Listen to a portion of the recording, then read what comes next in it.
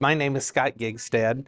I've been on the Kansas Soybean Association board for 7 years, and this past year has been my first year as president of the KSA. And I've got to say, it has been a fun experience, and I've enjoyed working with our board and with the staff. I think our staff is top notch. I enjoy working with them. They make my job easy. So oftentimes there's confusion with the soybean checkoff and the soybean association.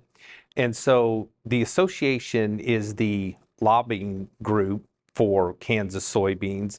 And we spend our time writing policy, taking that message to the State House in Topeka.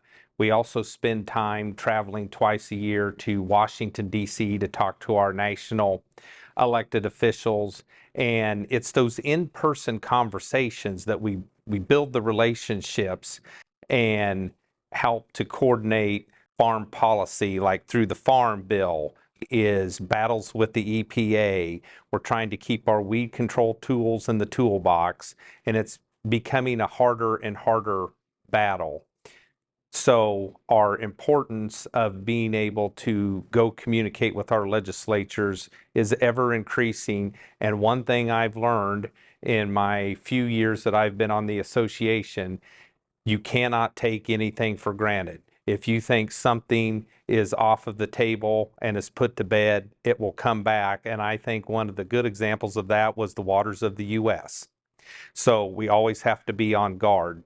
The Kansas Expo is a good time to see some of the research projects which have been funded by the soybean checkoff.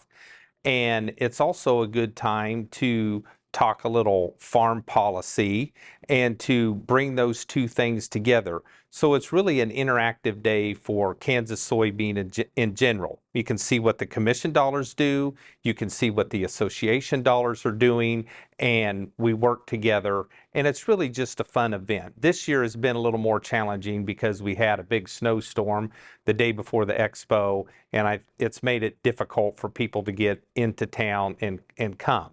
But there'll be an expo next year.